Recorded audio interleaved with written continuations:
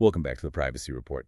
Today, we are going to dismantle a, uh, a very old and honestly very comforting idea about safety. Hmm. It's an idea most of us grew up with, both physically and, digitally. Hmm. And we're going to replace it with something that might sound a little intense at first. It's a complete paradigm shift, really. We're moving away from how we've thought about security for, the last 30 years. And I promise, once you see it, you can't unsee it. I do love a good paradigm shift. Yeah. But before we tear down the walls, a quick reminder to everyone listening.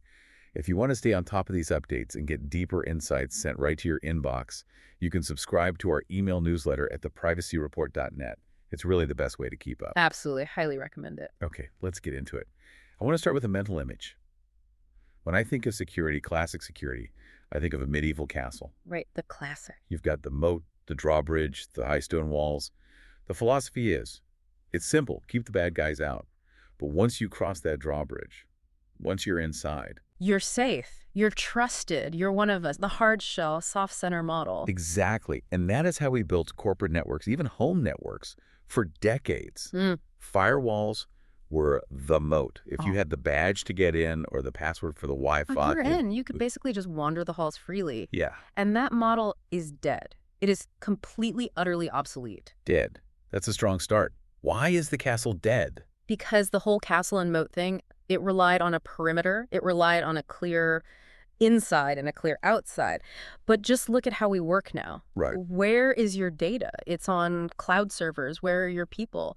They're at a coffee shop, at their kitchen table. They're on phones, laptops, Everywhere. everywhere. There is no insight anymore. So if you're trying to protect a castle today, well, the castle doesn't exist. So the walls have just dissolved. Completely. And if the castle's gone, we're left with this new philosophy. We are left with zero trust. Zero trust. Okay, I have to say, just as a phrase, zero trust sounds a little cynical. It does, yeah. Little cold. It gives me tinfoil hat vibes. Like, I trust no one. Are we supposed to be that paranoid? That's a really common reaction. It sounds unfriendly, but it's not about paranoia. It's about precision. It's not, I don't trust you. It's more like, I can't trust you just because of where you're sitting or what cable you plugged into. Sure. It's an architecture of perpetual verification. Perpetual verification. I like that. Sounds much more scientific. So let's unpack that. If we're not trusting the castle walls, what's the core idea? The core idea is that no user, no device, no network is trusted by default, period. It doesn't matter if you're sitting in the CEO's office plugged into the wall. Doesn't matter if you've worked there for 20 years. The system doesn't care. We're moving from location-based trust, I trust you because you're here, to something else entirely. To what? To identity and context-based decisions. So I trust you because you've proven who you are right now for this one specific request. And just as important, I've checked that your device isn't compromised. Okay, that's the high-level concept. But how do you actually do that? I know there are 3 key principles that always come up. Can you walk us through those? Sure. These are the 3 pillars. The first one is verify explicitly. Which means? It means we authenticate and authorize every single request. In the old world, you logged in at 9 a.m., you were good till 5 p.m. Right. In Zero Trust, every time you try to access a new file, a new database, anything, the system checks again. Are you still you? It looks at your identity, location, device health.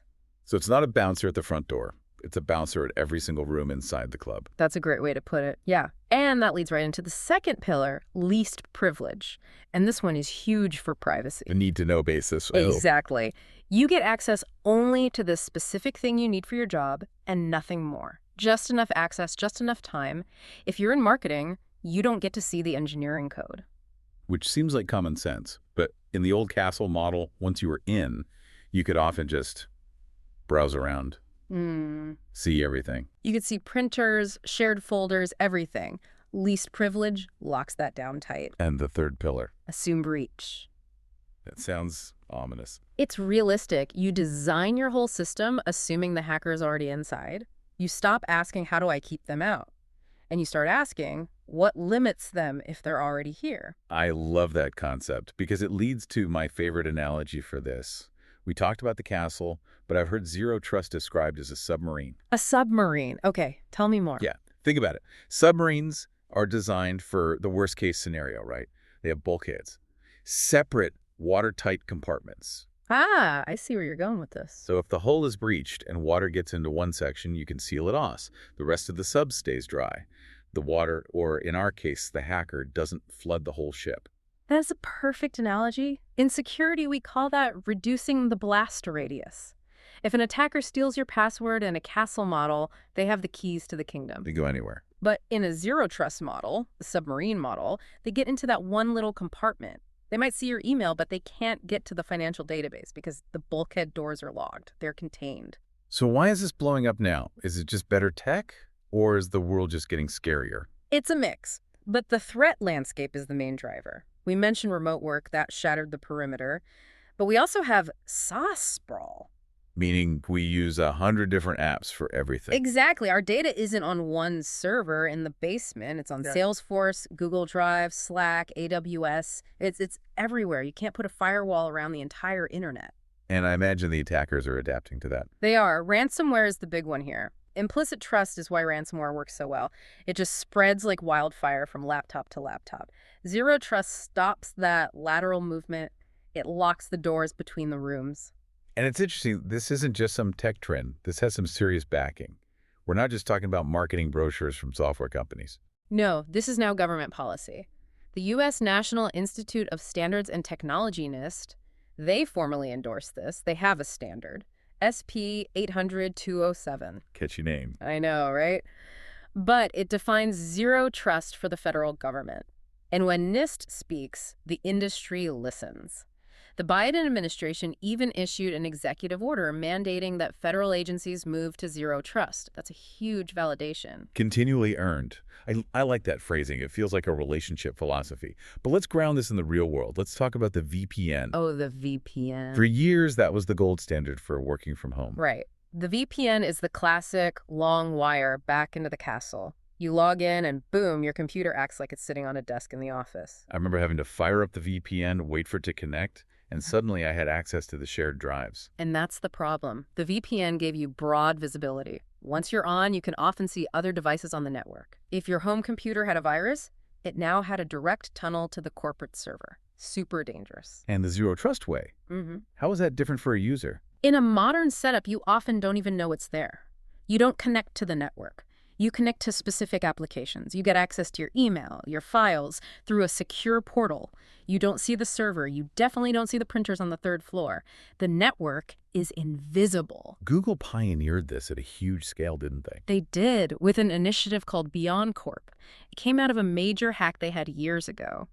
They realized their own corporate network couldn't be trusted, so they just moved everyone to this model. They stopped relying on being in the building and focused on device health and user identity. And now there are tools that let any company do this, not just Google. Right. You have vendors like Cloudflare, Zscaler, Microsoft Entra. But here's where it gets really cool. It's not just about a username and password anymore. What else is there? It's about context-aware access. This is the secret sauce. The system looks at where you are. Are you in your usual city or suddenly in a country you've never been to? But more importantly, it looks at the posture of your device. Posture meaning, is it sitting up straight? Essentially, yes. It asks, is your OS updated? Is antivirus running? Is malware detected? So if your laptop is infected, the system can say, I know you have the right password, but your device looks sick. Access denied. That is smart. It protects you from yourself. Precisely. It neutralizes the threat of a stolen device or a malware infection, turning into a massive breach. I want to pivot to privacy for a second. This is the privacy report, after all, not the corporate security report. Is there a real privacy angle here? Oh, a massive one. It connects directly to the concept of data minimization. Which is the idea that we shouldn't collect or expose more data than we absolutely need to. Exactly. Think about the big data leaks. Often it's because someone had access to a database they didn't need.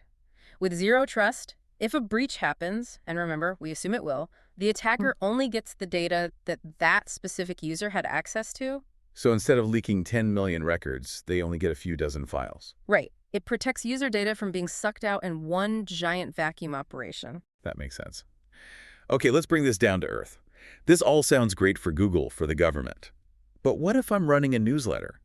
A creator with a team of 3? This sounds complex, expensive.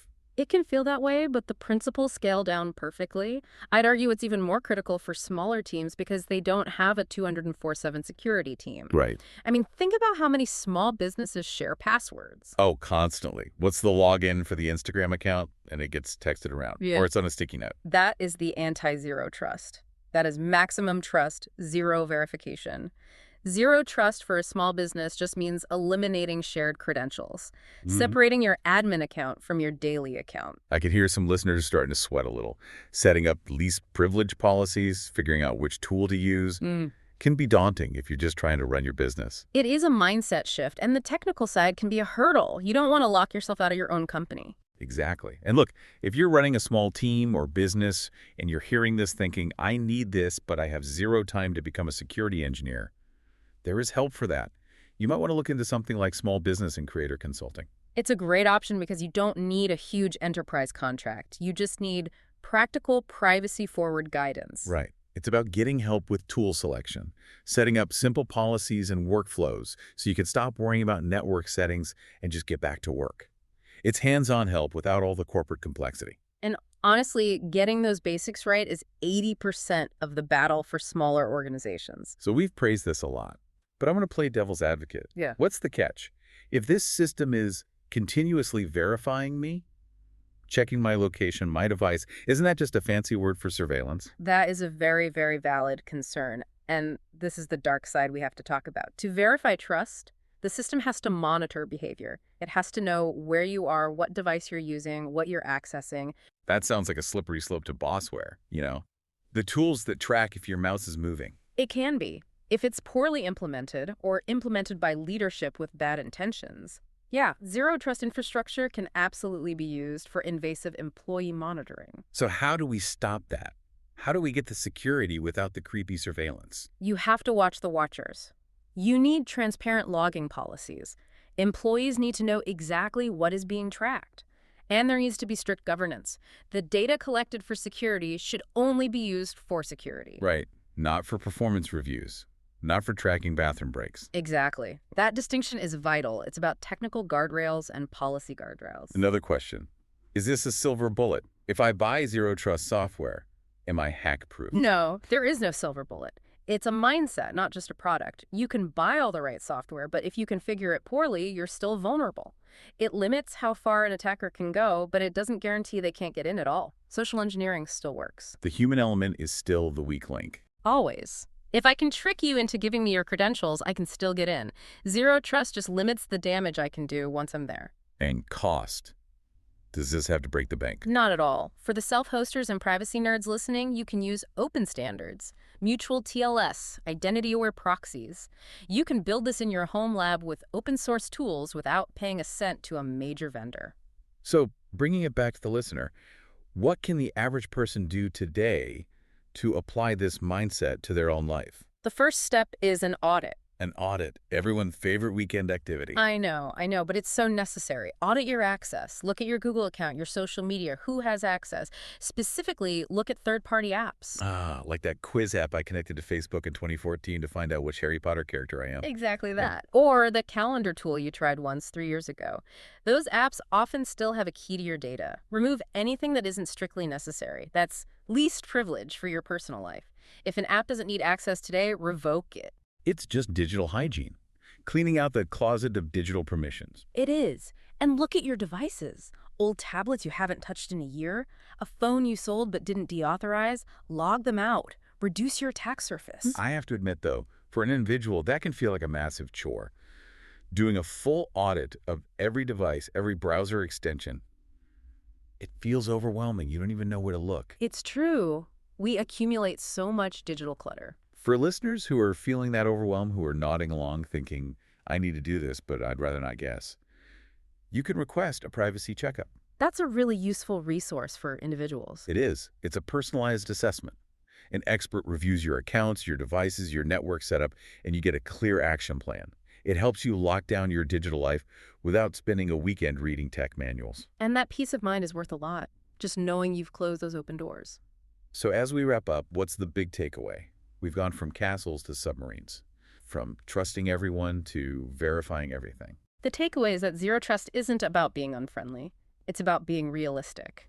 The digital world is messy and dangerous. And trusting blindly is a risk we can't afford anymore. Right. If I had to summarize it in one sentence, trust is earned dynamically, not granted permanently. Trust is earned dynamically. I love that. It's a powerful idea. It keeps us sharp. It certainly does. Thank you so much for tuning in. We hope this helps you see your digital world a little differently.